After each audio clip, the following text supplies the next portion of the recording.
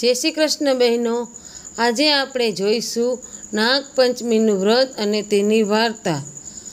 શ્રાવણ મહિનાની પાંચમને નાગપાંચમ કહેવામાં આવે છે। તે દિવસે નાગદાદાનું ચિત્ર પાણિયારે દોરી દીવો કરી અને કુલેરની પ્રસાદી ધરાવી અને તેની પૂજા વિધિ કરવામાં આવે છે। અને જમવામાં રાતે પલાળેલા મગ અથવા તો કઠોળ, કાકડી, અથાણું, બાજરો વગેરે જમી શકાય છે। એક નગર હતું, ત્યાં એક ડોશીમાને 7 દીકરા હતા અને તેની સાથે વહુ સાથે તે ડોશીમા ત્યાં રહેતા હતા। 7 દીકરાની વહુ ખૂબ જ પૈસાવાળી અને તેના માવતર ખૂબ જ સારા જોરદાર હતા અને માવતરિયામાં ઘણા બધા હતા। જ્યારે નાની વહુના માવતરિયામાં કોઈ પણ હતું નહીં અને તે ગરીબ માવતરની દીકરી હતી। આ જાણીને સાસુમાં તો 7 વહુને સારી રીતે રાખતા, પણ નાની વહુ બધું જ કામ કરતી, ચૂલો સળગાવતી, બધું રાંધતી, વાસણ ઉટકતી, બધું જ કામ નાની વહુ કરતી હતી અને તેને જમવામાં કાંઈ પણ વધે તો તે જમતી હતી। બાકી ઘરનું બધું જ કામ નાની વહુને કરવાનું આવતી હતું। 7 વહુ તેના ઉપર રૂવાબ જમાવતી હતી અને ઘરના બધા કામો કરી અને હેઠું ચૂઠું વધ્યું હોય તો નાની વહુને જમવા મળતું હતું। આમ નાની વહુએ એક દિવસ ખીર રાંધી હતી, ત્યારે બધી વહુ તે ખીર ખાઈ ગઈ એટલે નાની વહુએ કીધું કે ભાઈ મારે પણ ખીર ખાવી છે। ત્યારે સાસુએ કીધું કે છાની માની બધું કામ કરી લે અને વધ્યું હોય તો તે ખાઈ લેજે અને છાની માની બધું કામ કરવા માંડ। આ જાણી અને નાની વહુ તો વાસણ ઉટકવા માટે જાય છે અને તપેલામાં વધી હોય એ ખીર કાઢી અને એક વાટકીમાં મૂકે છે અને વિચાર કરે છે કે આટલા વાસણ ઉટકી લઉં પછી હું ખીર ખાઉં।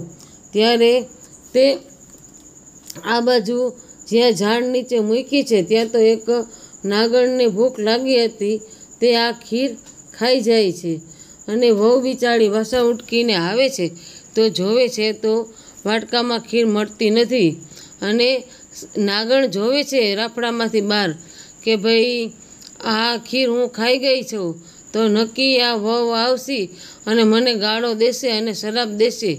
પણ નાની વહુ તો ખૂબ જ દયાળુ હતી, તેને જોયું કે આ મારી ખીર કોક ખાઈ ગયું છે, પણ કોક નક્કી મારા જેવું અભાગ્યું હશે અને તેને ભૂખ લાગી હશે તો ભલે તેનું પેટ પણ ઠર્યું, એમ કહી અને નાની વહુ તો તેને આશીર્વાદ આપે છે।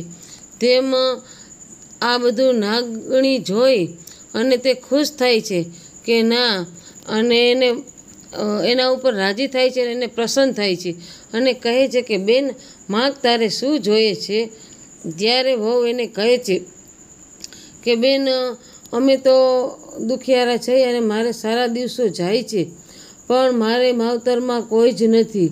કાલે મારો 2 દી પછી મારો ખોળો ભરવાનો છે તો મારે માવતરમાંથી કોઈ આવશે નહીં, તો તમે મારા માવતરિયા બની અને મારે ત્યાં પધારશો તેવું નાની વહુ આમંત્રણ આપે છે। ત્યારે નાગણી કહે છે કે કાંઈ વાંધો નહીં બહેન, તારો જ્યારે ખોળો ભરવાનો હોય ત્યારે તું અહીં રાફડે આવી અને આમંત્રણ આપી જાજે, અમે અને નાગ દેવતા તારે ત્યાં અમે આવશું। નાની વહુ તો આ સાંભળી અને ખૂબ જ રાજી થઈ ગઈ અને ઘરે આવી અને બધું કામકાજ કરવા લાગી અને ત્યાં નાની વહુ આવી અને સાસુ વહુને બધું કામ કરાવવા લાગ્યા। ત્યારે 7 દેરાણી જેઠાણીઓ અહીંયા એને મેણા ટોણવા મારવા માંડી કે ભાઈ તમે તો હાવ ગરીબ છે અને કોઈ રીતે આ ખોરો ભરશે, જો આને તો ખોરો ભરવાની બહુ ઉતાવળ છે, પણ આના માવતરિયામાં કોણ છે તો એને અહીંયા આવવાનું છે। પણ નાની વહુએ તો ત્યાં રાફડા આગળ જઈ અને આમંત્રણ આપી આવ્યા છે નાગ દેવતાઓને, પણ બધી દેરાણી જેઠાણીઓ તો તેની ઈર્ષા કરી અને કહે છે કે આને માવતરિયામાં કોણ છે, તો વળી આનો ખોળો ભરવા કોઈ આવશે. ત્યારે તો સામેથી 7 ગાડાઓ આવી રહ્યા છે. ગાડાઓનો રણકારનો અવાજ સાંભળી અને નાની વહુ તો હળી કાઢી અને બહાર નીકળે છે. ત્યારે જોવે છે તો સોનાની મોહરો ભરેલા ગાડા આવી રહ્યા છે. આ જોઈને તો બીજી વહુ અને સાસુ તો ચકિત રહી જાય છે અને જોવે છે કે આ શું. ત્યાં તો નાગ અને નાગણીઓ અને તેમના કુંવરો આવી પહોંચ્યા છે અને સોનાની મોહરોની પેટીઓ ઉતારી રહ્યા છે. આ જોઈ અને તો સાસુ અને વહુ તો અચંબામાં પડી ગયા કે ઓહો, નાની વહુને તો માવતરિયા આટલા બધા પૈસાવાળા છે અને એની જિંદગીમાં જોયું ન હોય એટલું આ ધન સંપત્તિ સાસુને દેખાઈ રહી છે. એટલે એની ખુશીનો તો કોઈ પાર રહ્યો નથી. સાસુ વહુને કહે છે કે મહેમાન આંગણે આવ્યા છે, તેના માટે રસોઈ બનાવો. ત્યારે નાગણી અને નાગ કહે છે કે અમારે દૂધ સિવાય કશું જ ચાલશે નહીં, તેથી તેના માટે દૂધ અને પકવાન બનાવાય છે. અને તે દૂધ પી અને નાગણીઓ નાની વહુને લઈ જવા સાસુને કહે છે કે અમે અમારી દીકરીને અહીંથી લઈ જાય છીએ અને પછી અમે જ ખુદ મૂકી જઈશું કુંવરનો જન્મ થઈ જાય પછી. ત્યારે સાસુ તેને ખુશીથી રજા આપે છે અને નાની વહુ તો નાગણીઓ સાથે જવા તૈયાર થઈ જાય છે. અને આ બાજુ સાસુ આટલું સોનું રૂપવું જોઈ અને અચંબામાં પડી જાય છે, કેમ કે આની આખી જિંદગીમાં આટલું જોયું નહોતું. આ બાજુ વહુ નાગ અને નાગણીઓ સાથે ચાલી નીકળે છે. નાગ અને નાગણીઓ તેના ગુફા તરફ આવે છે. તેમાં નાગ ને નાગણીઓ કહે છે કે બહેન, તું જરા પણ મૂંઝાતી નહીં, અમારી સાથે તું રાફડામાં આવી જાજે. અને અંદર રાફડામાં બેન પણ આવી જાય છે અને અંદર જોઈને જોવે છે તો અહીંયા તો એક સરસ મજાનો મોટો મહેલ હોય છે. આ જોઈ અને બેનને શાંતિ થાય છે. અને આ બાજુ મહેલમાં નાગણીઓ અને તેના કુમારો હોય છે, તેમજ અહીંયા એક સરસ મજાનો હિંડોળો હોય છે. નાગણીઓ કહે છે કે બેન, નોકર ચાકર છે તે કામ કરશે, તમારે કાંઈ પણ કામકાજ કરવાની જરૂર નથી.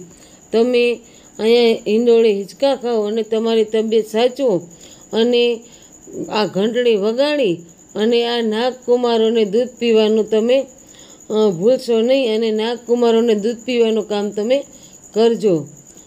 અને એમ સુખેથી દિવસો પસાર થાય છે અને જોતામાં બહેનને ત્યાં દૂધ જેવો દીકરો જન્મે છે. અને જોતામાં અને બેન તો આ રોજ કામ કરે છે કે દૂધ ગરમ કરી ઠરવા મૂકે અને ઘંટડી વગાડે એટલે નાગના જે કુમારો છે તે દૂધ પીવા આવી જાય છે. આમ જોતામાં દીકરો મોટો થઈ ગયો અને એક દિવસ બેન જ્યાં કામ કરતા હતા ત્યાં દીકરાના હાથમાં ઘંટડી આવી ગઈ અને દીકરો ઘંટડી વગાડવા લાગ્યો. ત્યાં નાગકુમારો દોડીને આવી આ જાણી અને છોકરો બી ગયો તો છોકરાના હાથમાંથી ઘંટડી પડી ગઈ. તે નાગકુમારોના પૂંછડા ઉપર પડી એટલે તેનું પૂંછડું કપાઈ ગયું. અને આ બાજુ અડધા નાગકુમારો ગરમ દૂધ પી ગયા, તેથી તેમના મોઢા દાઝી ગયા. આ જોઈ અને નાગકુમારો તો તેમના ઉપર ખૂબ જ ગુસ્સે થયા. અને આ બાજુ તેમની માતા છોકરા પાસે આવી, તે પણ ખૂબ જ હેપતાઈ ગઈ અને ખૂબ જ દુઃખી થઈ.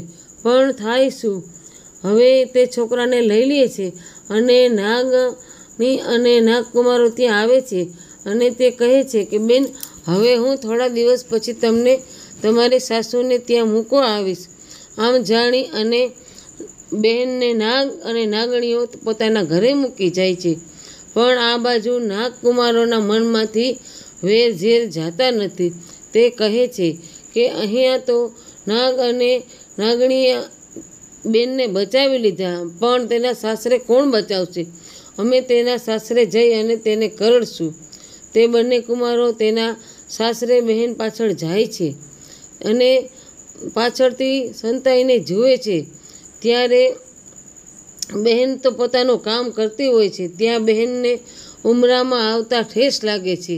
ત્યારે બેન તો બોલે છે, ખમા મારા બાંડિયા બુચિયા ભાઈઓને. ત્યારે નાગકુમારોને થાય છે કે આ બેન તો અમને હજી પણ યાદ કરે છે. એવી જ રીતે બીજી વાર પણ તેની પાછળ જાય છે નદી કિનારે પાણી ભરવા.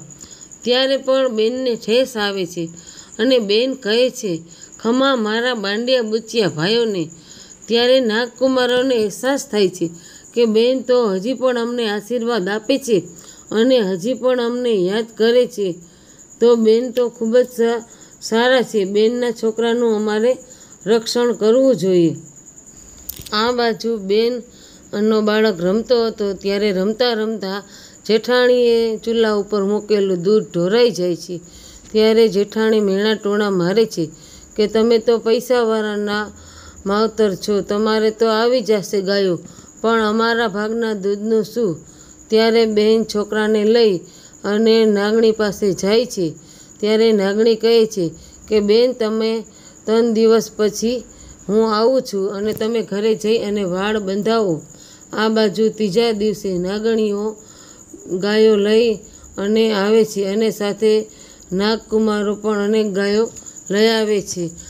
ગાયો હોય છે અને બહેન તેની દેરાણી જેઠાણીને પણ આપે છે.